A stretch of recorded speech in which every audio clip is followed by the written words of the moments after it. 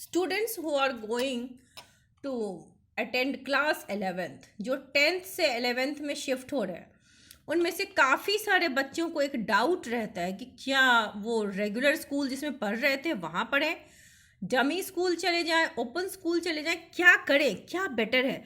Parents को भी ये डाउट रहता है कि बच्चे क्या करें, अपना स्कूल छोड़ दें। Dummy schools usually tie up किया रहता है कोचिंग्स के साथ। जैसे आपको जेई वगैरह प्रिपेयर करना है, नीट की प्रिपरेशन करनी है, तो बच्चे क्या करते हैं ना, फिर जैसे स्कूल जाओगे तो आपका टाइम बहुत वेस्ट होता है स्कूल में। आप सबको पता होगा, है ना।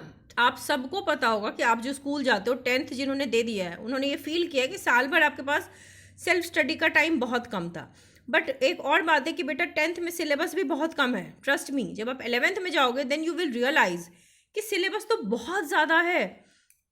10th का 10x सिलेबस आपका 11th में है। और यही रीज़न है कि बच्चे घबरा जाते हैं, परेशान हो जाते हैं शुरू में। अभी जैसे रिजल्ट आया नहीं है, कोई बच्चा सीरियस ही नहीं होगा पढ़ाई को लेकर, है ना। अभी आप नाम के लिए 1 अप्रैल से स्कूल जाओगे, but nobody is serious, everybody is waiting for the result. फिर रिजल्ट आएगा और 10th के बच्चों को तो देखो बहुत भर भर के मार्क्स मिलते हैं। तो जो बच्चा 70 सोच रहा है वो 80 प्लस जाएगा, जो 80 सोच रहा है वो 90 प्लस जाएगा। तो ऐसा होगा, तो वो कहीं ना कहीं दिमाग पे हमारे चढ़ता है कि भाई we have scored very good marks. और जो बच्चे 87-88 के आसपास स्कूल में ला रहे हैं वो 95 प्लस चले जाएंगे बोर्ड में। प्री बोर्ड से इतना डिफरेंस, 10% का डिफरेंस आपका हो ही जाता है। तो बहुत समय तक तो हम समझ ही नहीं पाते कि we have to take 11 seriously, है ना। उसके बाद आपने कोचिंग ज्वाइन किया होता है, आप सीरियसली तो उस समय पढ़ते नहीं हो। अचानक से सिलेबस का जो ब्लास्ट होता है वो बच्चे मैनेज नहीं कर पाते। और स्कूल वाले आपको छोड़ते नहीं, वो आपके प्रैक्टिकल्स लेंगे, वो आपके अलग अलग तरह के एक्टिविटीज़ करवाते हैं, तो उस बच्चे फंस जाते हैं। तो लेट अस डिस्कस कि क्या आपके प्रोज एंड कॉन्स है रेगुलर स्कूल के या फिर डमी स्कूल्स के। रेगुलर स्कूल्स के पहले कॉन्स देखते हैं। आप जब स्कूल जाते हो, सुबह जाते हो स्कूल, जनरली 11th-12th की क्लासेस जो अर्ली मॉर्निंग स्टार्ट हो जाती हैं, ज़्यादातर स्कूल में देखती हूँ 7 o'clock तो आपका स्कूल शुरू हो जाता है क्लास। तो 6-6:30 तक मैक्सिमम बच्चे बस पकड़ने के लिए चले जाते हैं। फिर अब 2-2:30 बजे तक तो घर से ही आते हो, 2:30 बजे वापस आए स्कूल से, घर पहुँचे, लंच किया, 3-3:30 बजा, मैक्सिमम 4 बजे बच्चे कोचिंग के लिए चल देते हैं। 4 से 8 बजे तक रख लो आप कोचिंग में हो। फिर आप वापस आए, मान लो चलो 7:30 तक ही आ गए, 8 बजे घर पहुंच गए। आपके पास टाइम कितना है, आप रात भर नहीं जग सकते ना। 8 से 10 बजे के बीच आपको सेल्फ स्टडी भी करनी है, आपको स्कूल का होमवर्क भी करना है, आपको स्कूल की जो एक्टिविटीज़ दी गई है वो भी करना है। आप अटेंडेंस मिस नहीं कर सकते क्योंकि बोर्ड का रूल है 75% क्राइटेरिया। 75% से कम अगर आपका अटेंडेंस है तो बच्चों को डराया जाता है कि आपको बोर्ड में बैठने नहीं दिया जाएगा। तो आपको स्कूल भी करना है, प्रैक्टिकल्स भी करने हैं। कोचिंग की तैयारी हम कर नहीं पाते हैं क्योंकि वो डेली टेस्ट पेपर्स देते हैं, हम पढ़ेंगे प्रैक्टिस करेंगे तब तो बनाएंगे।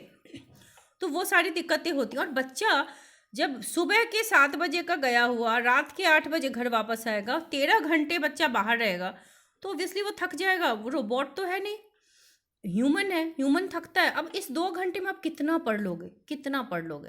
आप सोओगे भी तो मान लो चलो 8 से आप 11 बजे सो गए, ठीक है।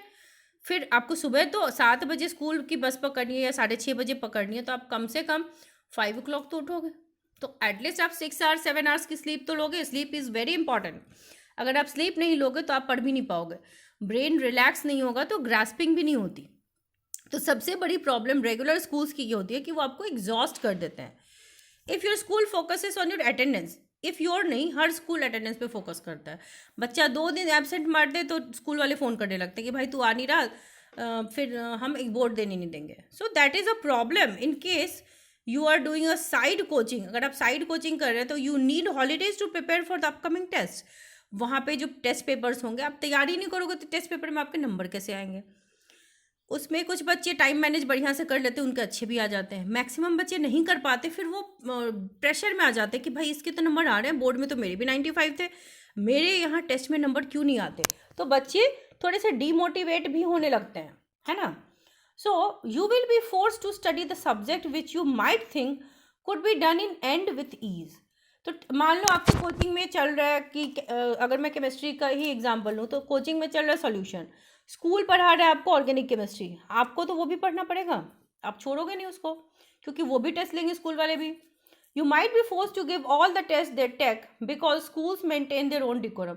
स्कूल वाले भाई अपना डेकोरम मेंटेन करने के लिए स्टूडेंट से बहुत सारा एक्स्ट्रा टाइम में बहुत सारा काम करवा लेते हैं, बहुत सारा टाइम का प्रॉपर वेस्टेज होता है। उतने प्रैक्टिकल की उनको मान लो चलो प्रैक्टिकल करवाते भी, लेकिन एन नंबर ऑफ एक्टिविटीज़ की नीड नहीं है जितना वो करवा देते हैं बच्चों से, और उतने फ्रीक्वेंट टेस्ट्स की भी नीड नहीं है। बिना तैयारी के आप एक्सेस टेस्ट लेकर करोगे क्या?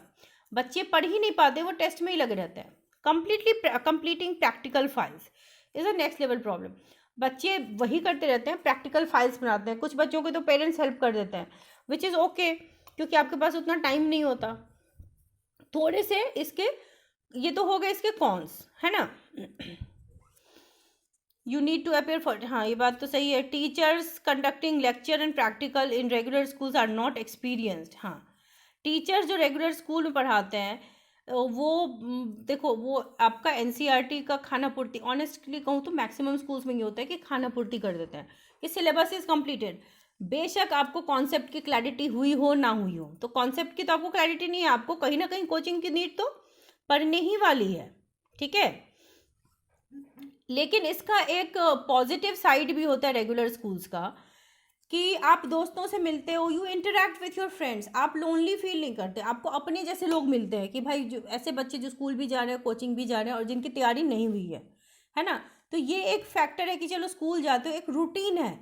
कई बार क्या होता है, बच्चे डमी स्कूल्स में तो पढ़ते हैं लेकिन स्कूल में बस नाम है, तो आपको स्कूल नहीं जाना। आप कोचिंग में भी आप डिसिप्लिन अगर नहीं है ना, तो वहाँ भी आप ठीक से नहीं पढ़ते हो, और you and up in a mess. ना ही आपके बोर्ड की तैयारी होती। देखो कोचिंग वाले तो एमसीक्यू के हिसाब से तैयारी करवाते हैं, जो जेई नीट वगैरह के लिए ज़रूरी है, लेकिन जो बोर्ड है उसमें थ्योरी लिखना याद करना वो ज़रूरी है, डेरिवेशंस आते हैं, तो तैयारी कराने का तरीका थोड़ा अलग है। तो कोई बच्चा हो सकता है कोचिंग में बहुत अच्छा कर जाए लेकिन बोर्ड की तैयारी ना कर पाए, तो आपको साइड बाय साइड वो भी करने की ज़रूरत पड़ेगी। Your grip on subjective skill will be strong because the main focus of school is that.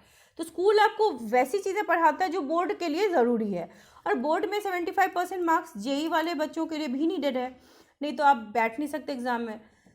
Schools maintain a regular schedule, है ना, एक स्केड्यूल आपका एक्चुअली होता है। और लास्टली बच्चों को फेयरवेल पार्टी तो स्कूल में ही मिलती है। तो कुछ प्रोज एंड कॉन्स आपने देखे जो डमी स्कूल्स के और आपके स्कूल्स के, है ना। बट ओवरऑल ज़्यादा यही है कि टाइम का वेस्टेज है आपके रेगुलर स्कूल में। Activities, attendance, practical, assignments, homework, इन सब में बच्चे इंटायर ईयर उलझे रहते हैं, और सेल्फ स्टडी का कोई टाइम नहीं होता। हाँ, लेकिन साथ में वो बोर्ड का प्रिपरेशन भी नहीं करवाते। ये इसका एक यूज़ कौन है, ठीक है। सो अब ये आप पे है कि आप क्या करते हो, व्हाट यू चूज़। ऐसा नहीं कि स्कूल चूज़ करके बच्चा जेई या नीट क्वालिफाई नहीं कर सकता, बहुत से बच्चे करते हैं, और डमी स्कूल्स में पढ़ के भी बहुत से बच्चे करते हैं।